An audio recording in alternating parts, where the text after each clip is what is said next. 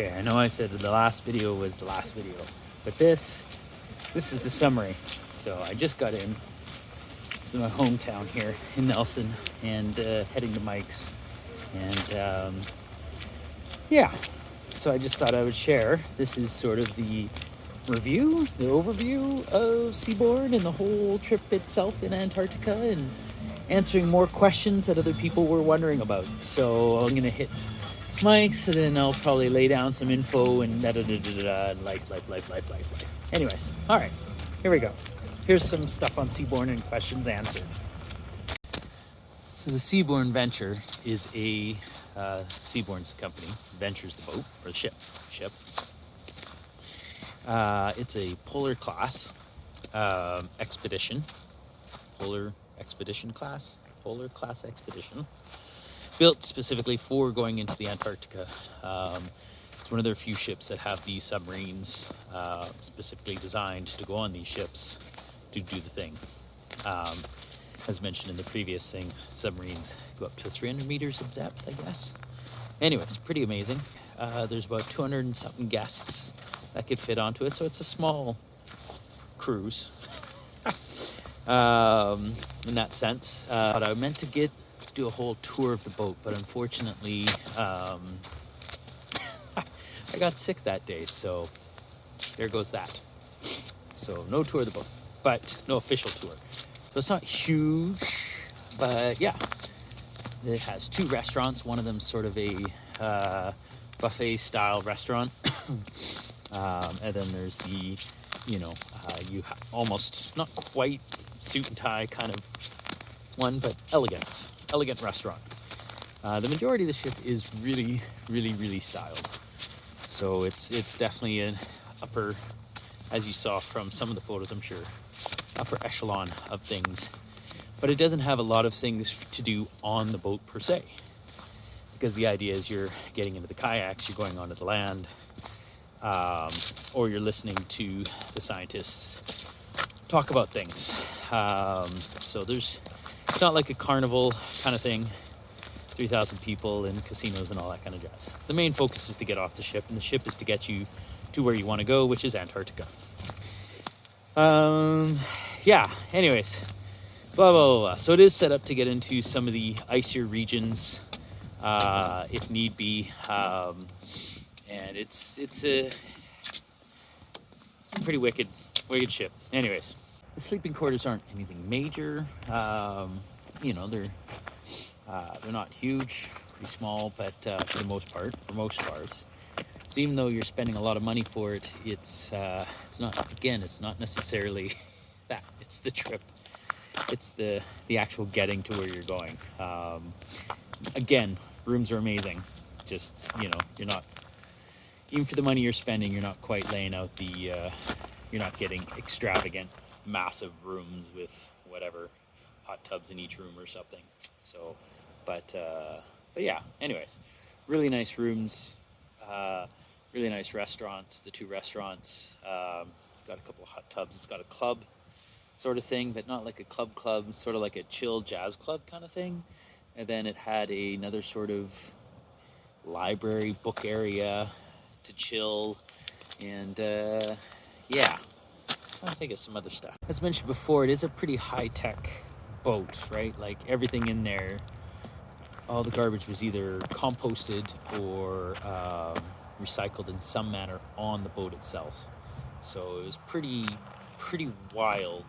That with it being mainly, 4 some diesel motors controlling the electric, or producing power for the electric motors, and all the electricity running on the thing, which is more environmental than other systems that they have. I tried to capture that on the previous video when we were in the engineering room, but it didn't quite translate. It was difficult to get all that. Anyways, so, but yeah, again, in order to be doing what they're doing in Antarctica, it has to meet very specific requirements, especially with having the guests and people exiting out of the ship and onto the land and all that. And I showed you some of the environmental procedures, I think, with the washing boots, etc. So a lot of thought into the boat, which is, again, why the cost to do it is up there. If you look at Seabourn and you look at Venture, you'll see the cost is it's a number. It's a number, but it's a good number. Anyways, and they're trying to change the demographic of people getting on there. But you know what? That's sort of, yeah, that's something else. So that's the ship, I guess. Yeah, so most of the guests too, I think upper ages of ranges, like were the upper age range, I think 65 and above for the most case. Generally pretty go-get-ems for sure. There was a few families, but I feel like I was close to, not quite the youngest, but getting there. For sure. But a very interesting group of guests. All sorts of really good folks and such. But it is interesting because Seabourn is looking at apparently trying to get a different age range and groups into these onto these types of ships, because definitely the more capable ones you can get more, you could do more expedition style stuff technically, I guess. Anyways, I don't know, you always got to, with guiding, I know you always got to go your lowest common denominators, so that kind of always frames what you're doing and how you're doing things. Anyways, but wonderful people, had a lot of really good talks with a lot of people there. 80% are returning guests, so a lot of these people that were on that ship had done a Seabourn or an expedition before. It was quite fascinating in that way. It was kind of like, oh, well, that's a thing, I guess. Pretty impressive. I don't know. I'd like to go back again, maybe. I don't know how, but somehow, hopefully. That'd be pretty amazing. Maybe I'll go as a guide. Yeah.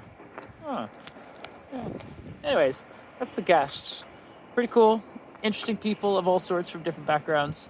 And there's a few other people that were doing sort of the either mother-daughter, mother-son, father-daughter kind of trip as well. So that was kind of really nice. That it wasn't, that there was some other sort of combos in that same manner. That was really beautiful. And the crew was amazing. And the food was just like, through the roof, just friggin' amazing. Food was amazing. Order anything whenever you want, have it delivered to your room wherever you want, unless of course you're sort of in a scenario where like there's 3 to 5 meter swells and no one can walk around safely, then in which case they requested that you don't bring any, ask for any room service. Which makes sense. But besides that, I mean, geez, like anything, my mom and I kept thinking, oh, geez, I think we need more wants, because we could never think of things beyond what was in front of us to order, to have, to do, or whatever. So, but it was, really incredible. And the staff, the staff were just so amazing. And from all over the world, everywhere from Australia, South Africa, of course, South America, some from the States, some from the UK, Western Europe side. It's just all over the map. So really, really amazing people as well to really have really good chats with and discuss sort of, their backgrounds and where they're from and what they were doing in Antarctica and their joys and so on and so forth. Really kind of cool there too. So, so the scientists and the guides, that was really quite amazing. I friggin' love those people. They were so incredible and so inspirational to talk to. I will say, going in, I wasn't too sure. I thought, well, maybe there'll be a little bit more showboating kind of, quasi-scientist thing or something. I don't know, catering to a certain venue or style of people. But no, these folks, they were like in it, like in it, passionate, and really knowledgeable and true to what they were doing, and freaking hardcores, man. I loved it so much. Had some wonderful talks. I tried to meet up with them early in the morning before anybody else was awake at the bow with the coffee in order to try and get some conversation going and see what these folks are all about, because they were really fascinating to talk to, a lot of their backgrounds and what they've been doing sort of within the within biology, geology, or whichever their thing was. Words, sometimes brain. The enthusiasm.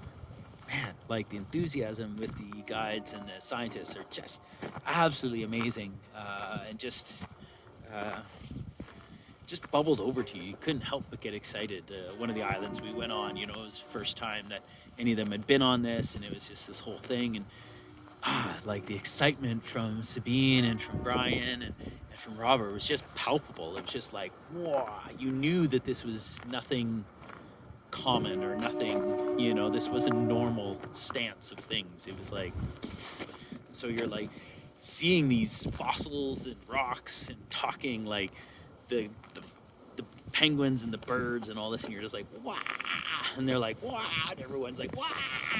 Anyways, it was palpable is the word, palpable. It was those people were really, really awesome, and hopefully I'll connect maybe with some of them. That'd be really nice. Always looking for some adventure people up in Vancouver, Nelson, Cruisy Cruise. Honestly, just the ship is absolutely incredible in that way. It's just the staff, and even the behind the scenes staff, the staff that you never even see, the ones that help load the Zodiacs and friggin' do stuff like that. Even those guys, like, were super cool. I had many chats with them as well. Pretty sweet. But just I don't know. Yeah, an amazing time, and all that without the stabilizers. Apparently, on that last bit where we had the 5 meter swells or 4 meter swells or whatever, the stabilizers may have helped, but apparently not a lot, not as much as it would have helped, I guess, the first crossing the Drake, heading in that way. Anyways, that's all right. I'm sure they'll get the stabilizers up and going for them, hopefully at some point. But it was interesting because someone was saying that, interestingly enough, it's because of the technology like the stabilizers that more people are able to take or do take cruises and ships and travel stuff like this. And they were actually kind of saying, well, in actual fact, because of those stabilizers and because of that kind of thing, you're seeing a higher tourism in the boats and ships and stuff like that, which I never thought about. It's sort of like, putting a gondola somewhere. All of a sudden you have more people capable of doing something. Sort of same thing, they bring in this technology and that increases the amount of people that can actually do it. So that was an interesting prospect? Man, where are my words? But that was an interesting idea to think about. But yeah, stabilizers. Who knew? Interesting fact. It's actually been colder here in BC than it was for the entire trip in Antarctica. Funny, but true. I don't know. I think it got as cold as like maybe -8 in Antarctica, and Nelson, this area's been, Cooney's has been like -15 and whatever, 20, and I don't know, it's been ridiculous. So that was also quite interesting. So there you go. Back to where we started, minus the red toque currently. I know where it is, but amazing trip. Well worth the money into it and the time. Honestly, my initial, I wanted to see Antarctica. For me, it was twofold: to spend the time with my mother there, especially after my father's passing, as well as getting a chance to see somewhere not a lot of people get a chance to see.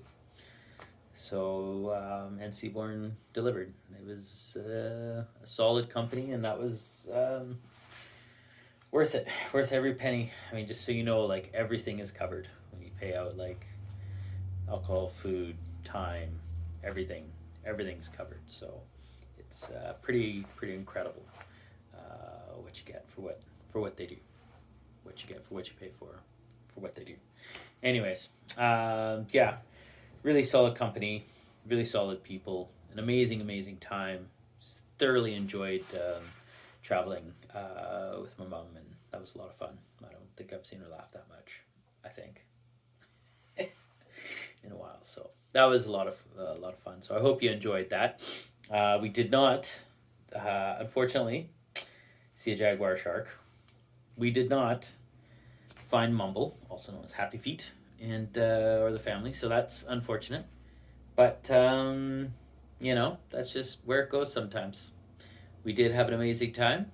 We got to do some kayaking in Antarctica and see some really cool things. So amazing ship, amazing time, amazing people. Well worth. Check them out if you fit within that bracket or save up. It's definitely well worth. Definitely well worth. So, all right, this officially, I think, is my last video for the Antarctica thingamabob and such. So, what I say to you is thank you very much. This last video has been nothing but a talking head moving through different scenes. Apologize for that. Maybe I'll see if I can. Anyways, okay. All right. See you guys. Oh, yeah. If there's any other, I feel like I answered all questions, but if I didn't, just toss them into the thing and I'll try and do a thing. I don't know. Do things.